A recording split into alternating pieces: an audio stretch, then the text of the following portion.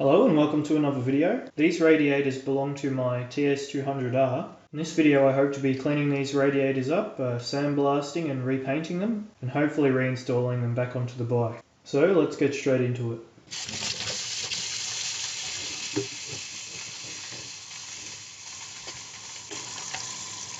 This is just a eucalyptus based soap. I think it's gentle enough that it won't corrode the aluminium.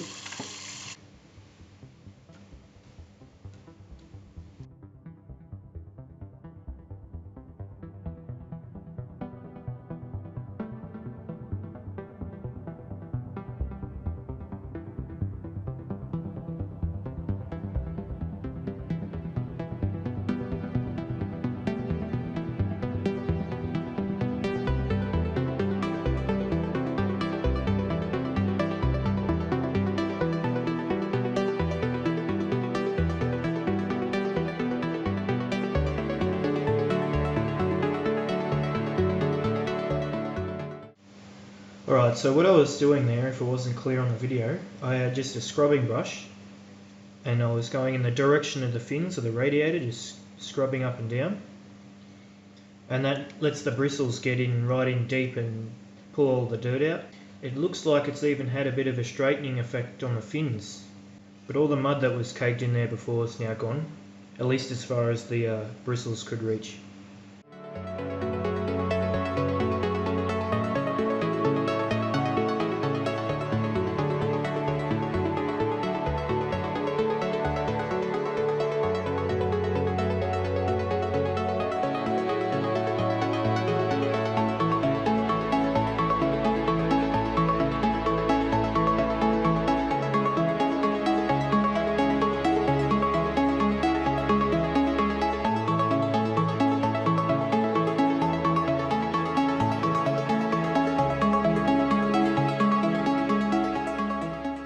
Right, so that's the radiators masked and covered. The cardboard's only to stop direct hits with the sandblaster from blowing out the radiator fins.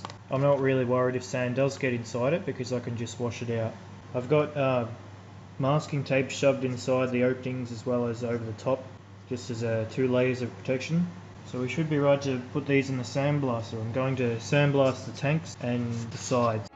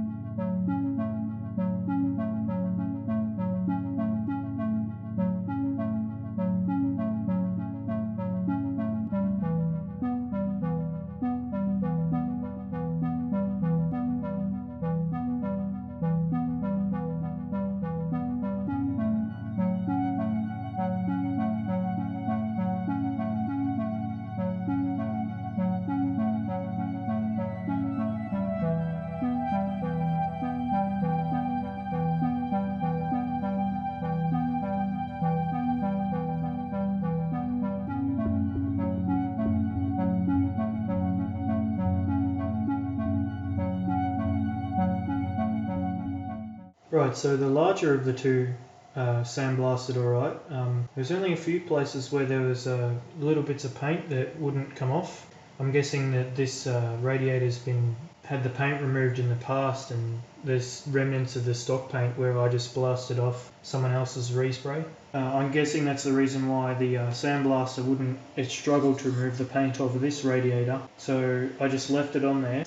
I use the sandblaster to remove the shine off of the surface, so the paint I spray it with next should stick just fine. So I'm just going to give these a wash now and get off the rest of the sandblasting dust, get it out of the fins as well.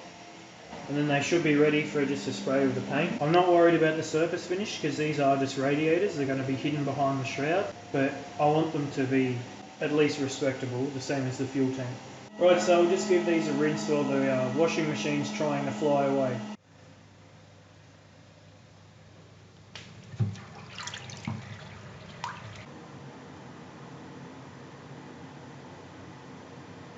Right, so what I'm going to do here is I'm going to spray both the core and the tanks of these radiators, except I'm going to spray the core on an angle so that the outside of the fins is painted, but the bit inside that you can't see is left bare.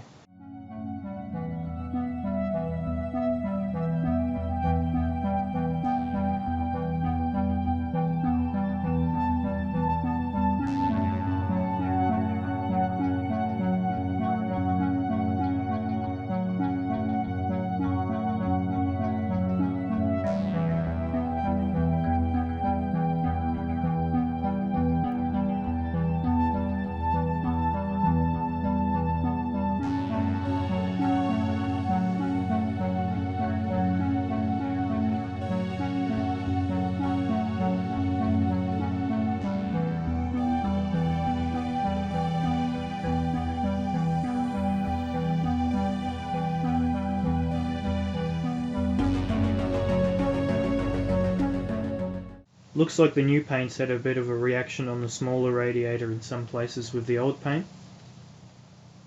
So what I'll do is I'll wait until it dries and then just go over it with some wet and dry sandpaper. Right, so I'm just going to give this frame and this pipe here a blast with the sandblaster. I'm going to try and blast out the rust from the inside of the pipe as well. I might end up with holes in it, but if anything bad happens it shouldn't be hard to weld up something new. Fix any holes or just make a whole new pipe.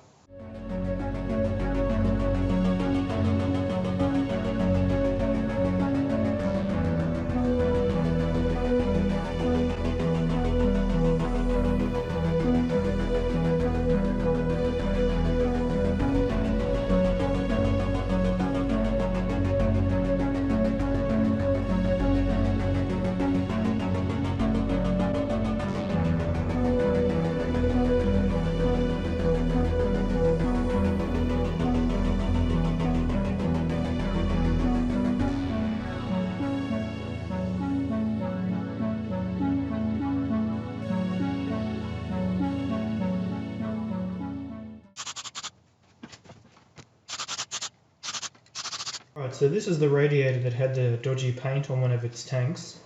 What I ended up having to do was coat it with paint stripper, sandblaster, paint stripper, wire wheel. I just finished cleaning off the sandblaster sand out of everything just then. So that was some really durable powder coating, I would guess. So now I'll just spray it and see how it turns out. Okay, so here's everything ready to be bolted onto the bike.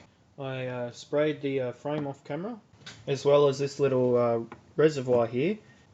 I was surprised I was actually able to sandblast the original paint off of it. I was expecting the plastic to just go funny and melt and not really progress, but it's a nice smooth finish now, and the paint I use seems to be sticking well, so it's ready to go onto the bike.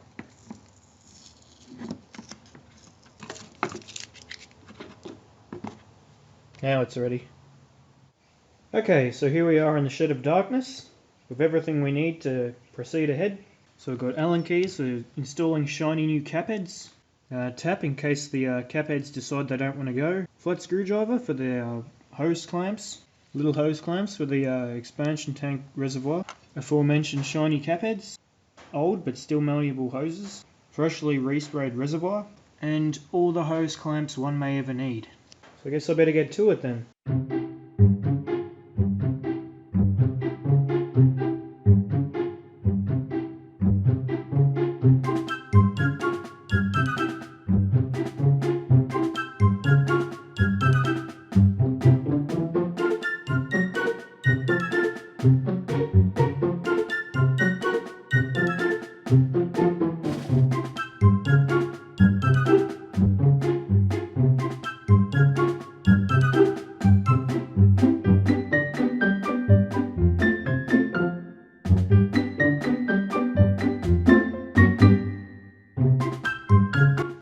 you reckon we'll be able to work in there without taking the exhaust off?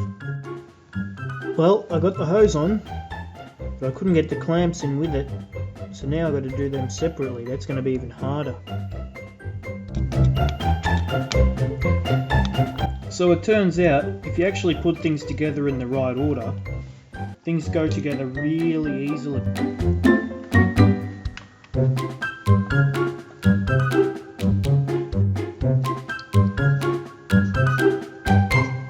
Right, so after a fair bit of stupidity on my part, radiator system is installed. I have to source some new louvers for the left side radiator because they were missing when I got the bike, but I think that's a success. The radiators are much more respectable looking now and clean. The only thing left with the cooling system now is to fix the cover that goes here. The cover has a crack that goes around the front of it, so someone's probably hit something with a bike and snapped it off from hitting it sideways. So now I'll mount the fuel tank and the shrouds and we can check off cooling system and fuel system off the list. But that's going to have to be tomorrow for me because it's getting dark and cold out and I have to get firewood. Okay, so here's the freshly painted fuel tank and cleaned up shrouds. Before I can put these on the bike, I have to come up with a couple of little rubber bushings that go between the tank and the frame. They wedge into here, and there's two little studs on the frame that retain them. Now, I don't have these little rubber bushings, but what I do have is a couple of these big rubber door stops. Now, obviously these are way too big to be able to fit in the tank, and the hole in the center isn't big enough to fit on the frame. So what I'm going to do is just chuck them up on the lathe, turn down the outer diameter and bore through the inside, and then hopefully we can come up with some cheapo replacement bushings made out of door stops. So we need something with a 34mm outer diameter and a slightly less than 10mm inner diameter.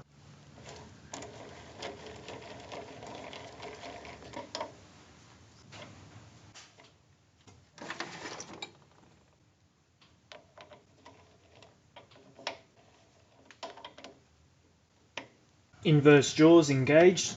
It seems to machine pretty well for rubber.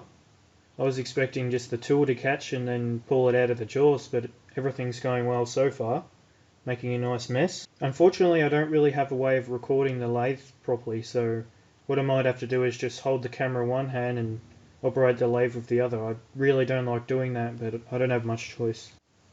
Okay, so this is a 9.5mm drill. I'm making the hole slightly undersized because I want the rubber to fit tight on the frame. I don't want it to eventually become wobbly. So I'm going to try this now. There's already a little pilot hole in there for me, which is excellent. So I'll give it a shot one-handing the lathe.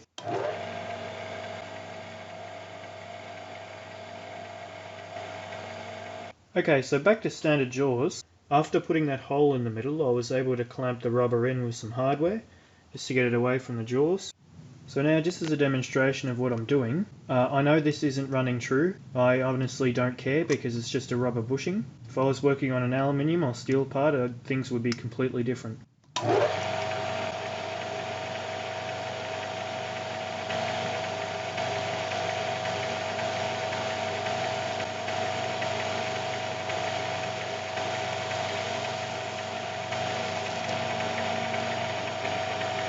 Okay, so this is the final product. I would have liked it would have been just a cylinder of rubber, but unfortunately the inner width of the doorstop wasn't enough, so I'm going to have to put up with this little lip here, because that is the correct width I'd like it to be. So now it's just a matter of turning this into this, and that's the two completed.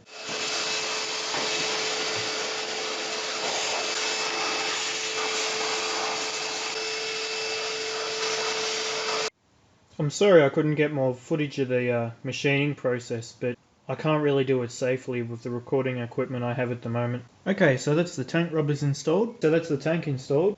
They are on. I can guarantee it. The gap here is just because this bolt's too long, so the tab is bent out a bit. All I'll have to do is put in a shorter cap head and then bend the tab back, and then this should be fine. Okay, so I think that'll do it for this video. We've got some nice clean radiators now and the circulation system reassembled. So I think we've made some progress on the bike now. Not much more to go, just a couple more fairings, and I still have to fix the water pump cover that's just under the exhaust there. and other miscellaneous bits and bobs. But on that, thank you very much for watching. If you like these videos, please check out my other videos as well, where I've worked on other components of the bike, including the exhaust, as well as stripping, painting the tank, and refurbishing the shrouds. But thanks again for watching. Subscribe if you'd like to see more, and catch you next time.